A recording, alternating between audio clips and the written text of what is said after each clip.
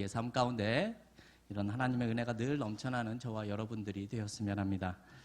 네, 오늘은요, 율법을 초월하는 은혜라는 제목으로 우리 말씀을 나누어 보도록 하겠습니다.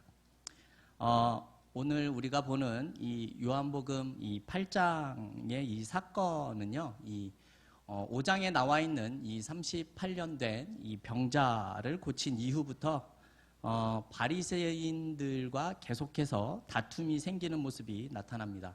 그리고 그들의 궁극적인 목적은 예수님을 제거하려고 하는 그런 내용이 오늘 본문에서도 나타나고 있습니다. 실제로 7장 45절의 내용을 보면요, 어찌하여 잡아오지 아니하였느냐, 이런 내용이 나타나고 있고요. 그리고 7장 53절을 보게 되면요, 다 각각 집으로 돌아가고, 이렇게 이야기를 합니다. 예수를 잡으려던 무리들이 다 돌아갔는데, 오늘 본문 2절을 보게 되면요, 예수님은 아침에 백성들과 함께 성전에 모여서 말씀을 가르치고 있는 그런 모습이 나타나고 있습니다. 그런데 그 자리에서, 그 장면에서 오늘 사건이 일어나는 것입니다. 오늘 본문을 보면요, 이 예수님을 잡으려는 사람들과 예수님 사이에 이 큰 긴장 안에 등장하는 사건이죠. 그래서 이들은 예수를 잡기 위해서 여러 가지 일들을 꾸미게 됩니다. 오늘 본문 3절과 4절 말씀을 제가 한번 읽어보도록 하겠습니다. 3절과 4절입니다. 서기관과 바리새인들이 간음 중에 잡힌 여자를 끌고 와서 가운데 세우고 예수께 말하되, 선생이여, 이 여자가 간음하다가 현장에서 잡혔나이다, 이렇게 이야기를 하고 있습니다. 예수님께서 아침부터 성도들을 모아놓고, 백성들을 모아놓고 말씀을 가르치고 있는 그 경건한 시간에 이 대제사장들 또한 이 바리새인들이 준비해 두었었던 그 관계를 드러내는 모습이 나타나고 있죠. 그들이 마련한 그 관계는 무엇인가 하면요, 간음 중에 잡힌 그 여인을 데려오는 것에서부터 시작하고 있습니다. 그들은요, 이 여인을 예수님의 옆에, 그러니까 그 모인 사람들 한 가운데 세우고는 예수님께 이렇게 말을 하고 있는 겁니다. 선생님, 이 여자가 간음하다가 현장에서 현행범으로 붙잡혔습니다. 모세의 율법에서는 이런 여자를 돌로 쳐서 죽이라고 합니다. 그렇다면 선생님의 의견은 어떠하십니까? 이렇게 물은 것이죠. 현행범이라는 말은요, 더 이상 이 변명을 할 수 없는 그런 모습이다라고 생각을 하면 되겠죠. 사실 이 질문은 주도 면밀하게 준비되어진 그런 질문으로 보여집니다. 그들은 다른 문제가 아니라 이 율법 문제를 들고 지금 예수님 앞에 선 것이지요. 이 사건에서 간음을 하다가 붙잡힌 이 여인의 처리 방법에 대한 이 율법을 적용하는 문제는 사실 그리 간단한 문제는 아니었었던 것 같습니다. 5절을 말씀을 우리 같이 한번 읽어보겠습니다. 5절입니다. 모세는 율법에 이러한 여자를 돌로 치라 명하였거니와 선생은 어떻게 말하겠나이까? 아멘.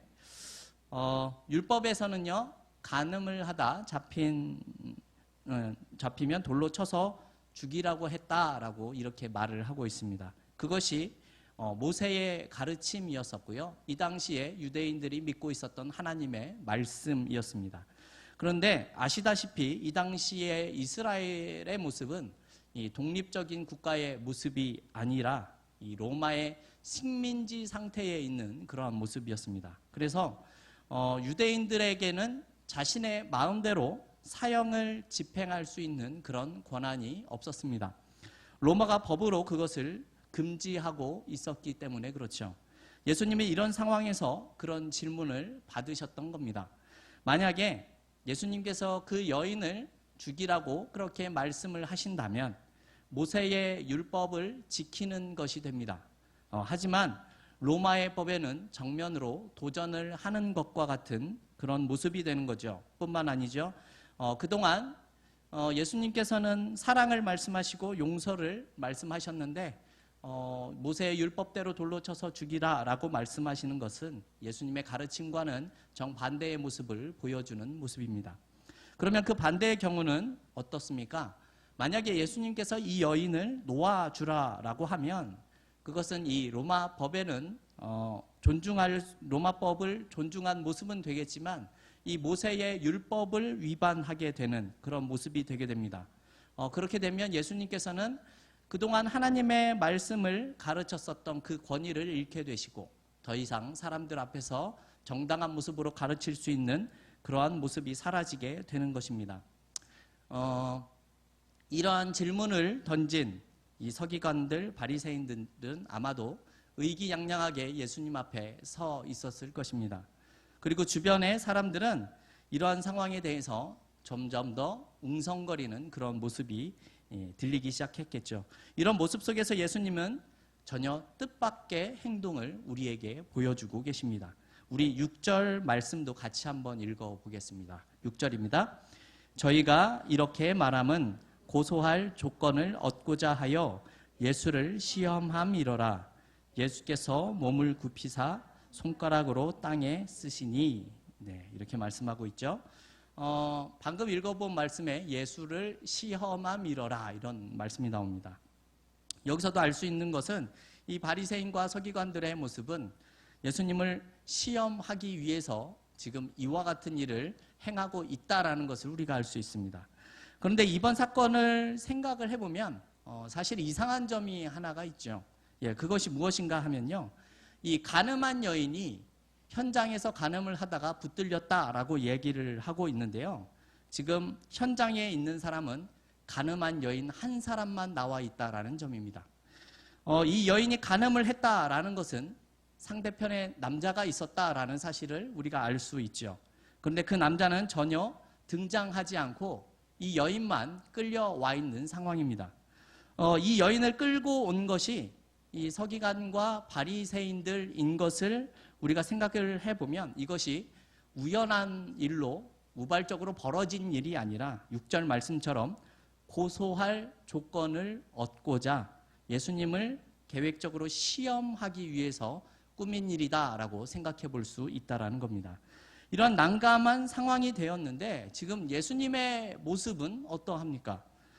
가만히 그 자리에 앉으시더니 땅에 손가락으로 무언가를 적어 내려가기 시작하십니다. 7절에서는 저희가 묻기를 마지 아니하는지라 라고 이야기를 하죠. 예수님이 땅바닥에 글씨를 쓰고 있을 때 그들이 이렇게 이야기를 하는 겁니다. 묻기를 마지 아니하는지라 라는 말은요, 그 예수님께서 땅에 글씨를 쓰는 그 순간에서도 계속해서 자신의 질문에 답하도록 재촉을 하고 있는 그러한 모습을 보여주는 것이죠. 이들은 아마도 예수님께서 즉시 대답하지 않는 모습을 보고는 난감하여서 대답을 회피하는 것으로 생각을 했었던 것 같습니다. 그래서 더욱 재촉을 하는 것이죠. 이때 예수님께서 이렇게 말씀하십니다. 너희 중에 죄 없는 자가 먼저 돌로 치라입니다. 예수님은 이 말씀을 통해서 자신들의 죄에 대해서는 관대하게 생각을 하고 감추려고 하고 있는 자들에게 남들에 대해서는 일방적으로 정죄하는 것이 옳지 못하다라는 것을 알게 하려는 목적이 보여집니다.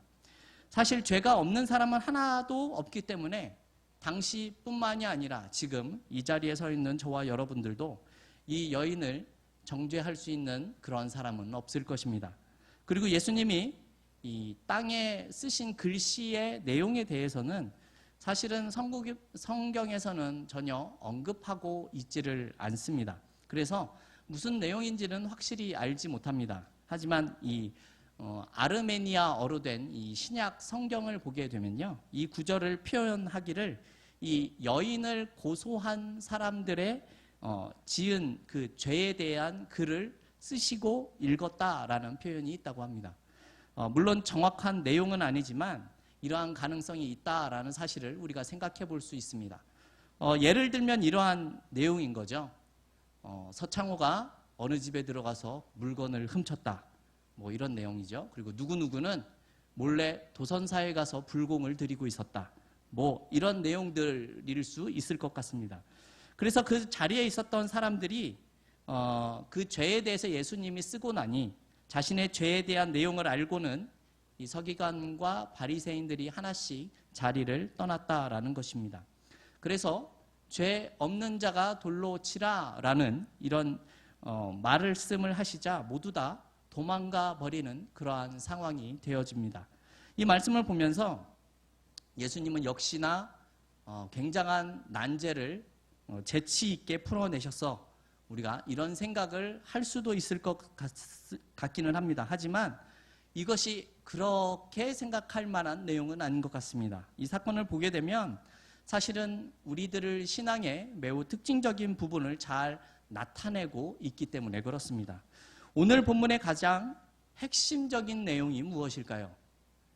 네, 오늘 본문의 가장 핵심적인 내용은 바로 율법이라는 것에 있습니다.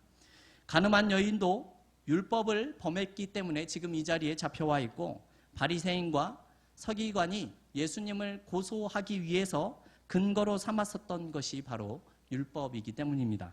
이 종교 지도자들은요, 율법이라는 무기를 가지고 이제 예수님을 찾아와서 함정을 판 것입니다. 그들 나름대로는 더 이상 예수님이 이 상황에서는 빠져나갈 수 없을 것이다 라고 생각을 한 것 같습니다. 왜냐하면 그들에게는 율법이라는 아주 훌륭한 무기가 있었기 때문입니다. 여러분, 이 모세를 통하여서 주어진 이 율법이라는 것이 어떠한 것입니까? 여러분, 우리는 이 율법을 어떻게 생각을 해야 하겠습니까? 우리가 잘 알고 있는 이 칼빈 선생님께서는 율법에 대해서 이렇게 이야기를 합니다. 이 율법은 세 가지 용도가 있는데 정죄와 억제와 성화의 기능이 있다 이렇게 표현을 합니다. 칼빈 선생님은 율법이 첫 번째로 정죄의 기능이 있다고 합니다. 율법이 우리가 행한 죄를 깨닫게 해주는 그러한 기능이 있다라는 것이죠. 이 율법을 통하여서 우리 자신의 신앙과 행동에서 잘못된 것을 깨닫게 해주는 그런 역할을 가지고 있다라는 말입니다. 두 번째는 죄의 억제의 기능이 있다고 합니다. 율법이 죄를 짓지 않도록 해주는 기능이 있다는 것이죠. 이 말은요, 우리가 신자로 살아가면서 우리의 양심과 신앙의 타락을 방지해 주고자 하는 그러한 역할을 하고 있다라는 겁니다. 이 마지막으로 세 번째 용도는 이 성화의 용도라는 것이죠. 구원받은 신자가 그 삶의 규범을 가지고 사용되어져서 우리가 더욱 예수 그리스도를 닮아가게 만들어주는 일에 이 율법이 사용되고 있다라는 겁니다. 우리가 죄를 짓지 않기 위해서 이렇게 죄와 싸우다 보면 우리가 스스로 깨달아지는 것이 있는데 그것이 무엇인가 하면요, 이 율법을 완전히 지킬 수 없다라는 사실을 깨닫게 된다는 겁니다. 그런데 이러한 모습이 우리를 절망으로 이끌어가는 것이 아니라 내가 할 수 없는 이 일을 예수님을 의지함을 통하여서 우리는 주님께 인도받는 그런 용도로 사용된다라는 말씀입니다. 우리가 율법에 대해서 이러한 신앙의 모습을 가져야 한다라고 칼빈 선생님이 우리에게 말씀해 주었던 그러한 내용들입니다. 하지만 오늘 본문에 나오는 이 바리새인들과 서기관의 모습에 대해서 우리는 생각을 해봐야 합니다. 이들이 율법을 대하는 태도가 어떠한가에 대해서 우리가 생각해 볼 필요가 있다라는 말입니다. 이들은 율법을 가지고 지금 무엇을 하고 있습니까? 네, 이들이 하는 행동은요, 율법을 통하여서 결국 사람을 죽이는 일에 사용하고 있고 예수님을 시험하여서 함정에 빠뜨리는 용도로 사용하고 있다라는 말입니다. 이들은 하나님이 주신 율법을 가지고 지금 폭력을 행사하고 있다라는 겁니다. 칼빈 선생님이 말하는 이 율법의 용도와는 전혀 다른 모습이죠. 여러분, 이것을 조금 우리가 거칠게 표현을 하면요, 성경책을 선물을 해줬더니 그 성경책으로 사람을 때리는 것과 비슷한 겁니다. 복음서에 나오는 이 많은 내용들, 서기관과 이 바리새인들의 모습을 보게 되면요, 이 율법을 가지고 폭력을 저지르고 살인을 하는 일들에 사용하고 있다라는 사실을 우리는 너무나 잘 알고 있습니다. 그런데 이 우리나라 사람들에 대해서 조금 생각을 해보면요. 우리나라는 유교의 문화적 뿌리를 두고 있기 때문에 우리가 이 기독교를 생각할 때에도 이 유교적인 생각을 가지고 기독교를 믿는 경향들이 있는 것 같습니다. 그래서 우리는 기독교를 처음에 어떻게 이해를 하게 되냐 하면요. 윤리적으로 도덕적인 개념으로 이 기독교를 이해하는 경우들이 참으로 많습니다. 기독교가 윤리적이고 도덕적이다라는 말이 어려운 말처럼 들려지겠지만 사실 이러한 내용입니다. 거짓말을 하지 않고 범죄를 저지르지 않으면 그러면 윤리적이고 도덕적인 그런 입장에서는 훌륭한 모습을 보이는 것이 맞습니다. 하지만 거짓말을 하지 않고 범죄를 저지르지 않았다고 해서 우리는 기독교 신앙이 좋다라는 말을 할 수는 없다라는 것이죠.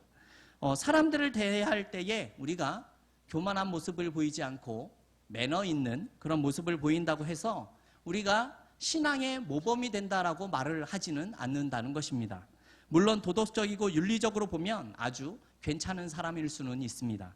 그러나 거짓말을 하지 않고 범죄를 저지르지 않고 교만하지 않고 매너 있는 사람들은 사실 이 세상에서도 우리가 많이 찾아볼 수가 있습니다.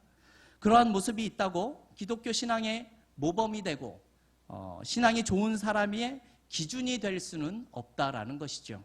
그렇다면 이렇게 말할 수 있는 근거는 무엇입니까? 여러분, 기독교가 가지고 있는 이 복음이라는 것은요, 이 윤리적인 것이고 도덕적인 이러한 내용들을 뛰어넘는 그런 내용들을 우리가 가지고 있기 때문에 그렇습니다.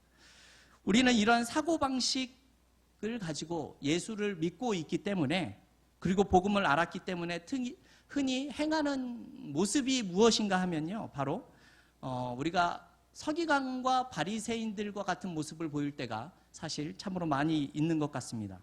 내가 윤리적이고 도덕적인 모습을 가지고 있기 때문에 나의 신앙이 좋다라고 생각을 하는 것입니다.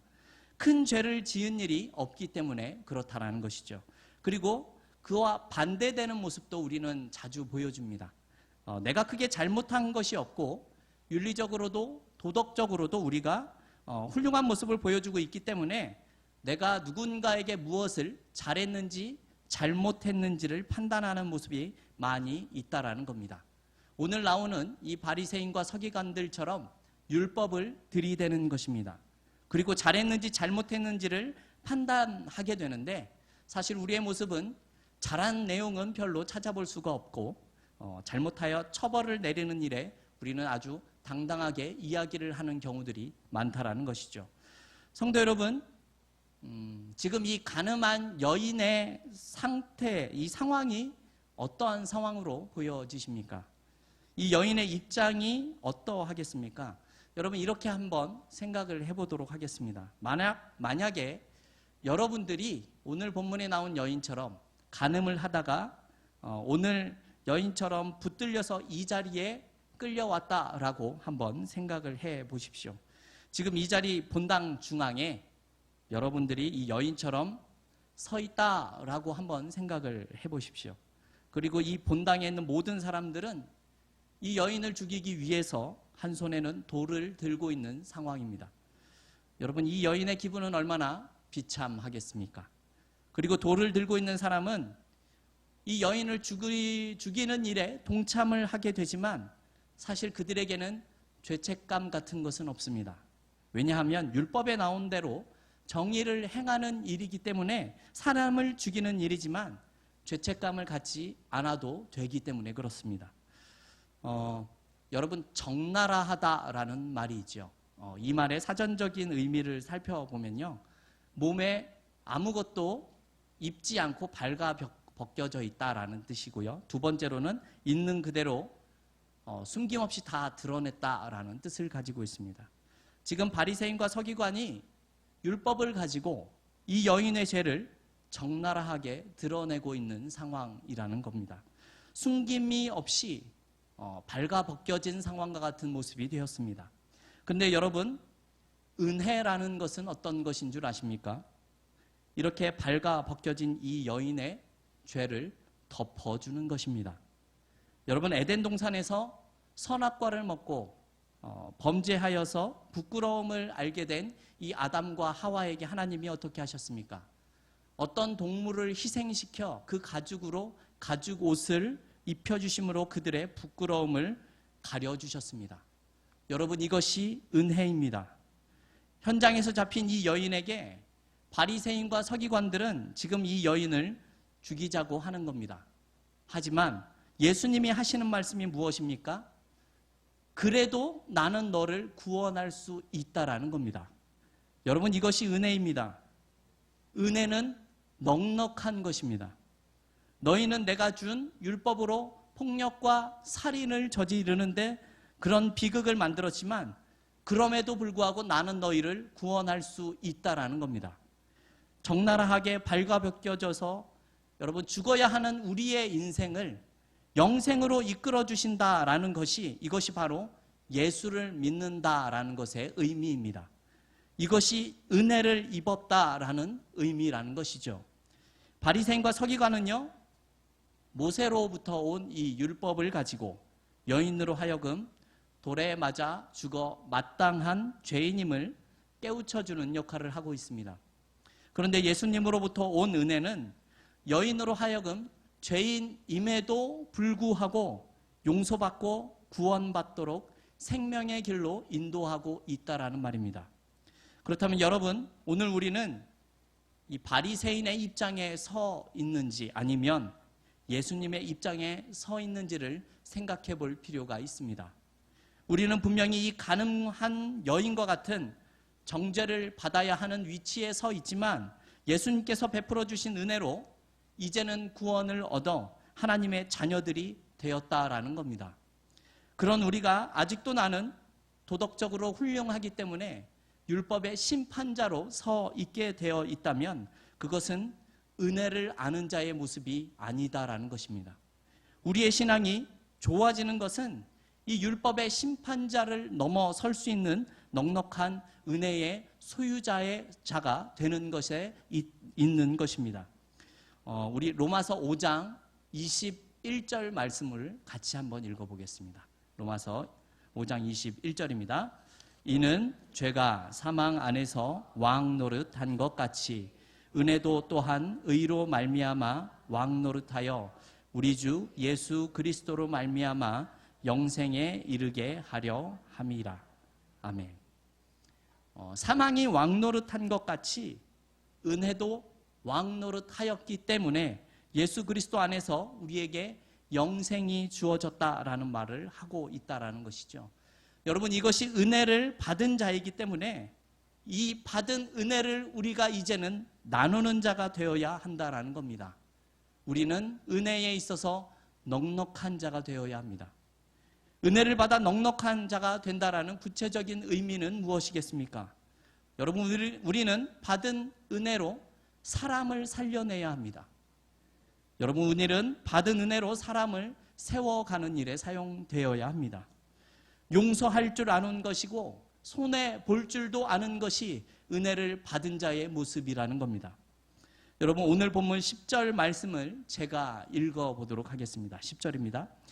예수께서 일어나사 여자 외에 아무도 없는 것을 보시고 이르시되 여자여, 너를 고소하던 그들이 어디 있느냐? 너를 정죄한 자가 없느냐? 이렇게 말씀하십니다. 무슨 뜻입니까? 주님의 은혜가 이 여인을 덮었더니 이제는 정죄가 서 있을 곳이 없어졌다라는 말입니다. 성도 여러분, 우리가 받은 은혜가 넘치게 되면 우리 안에 정죄는 사라지고 비난이 사라지게 되어져 있습니다. 우리도 심판을 받아야 하는 이 가늠한 여인과 동일한 처지에 있는 모습이었다면 우리는 은혜의 감격으로 넘쳐나야 한다라는 말입니다. 여러분, 우리가 살아가는 삶의 자리를 돌아보시되 나에게 정죄를 넘어서는 은혜가 있는지를 돌아보시고 넘치는 은혜의 모습으로 사람을 살리고 가정을 세우고 교회를 세우며 나라를 세워가는 우리 이 권사 회원들과 우이제일교회 모든 성도들이 다 될 수 있기를 주님의 이름으로 축원합니다. 기도하겠습니다.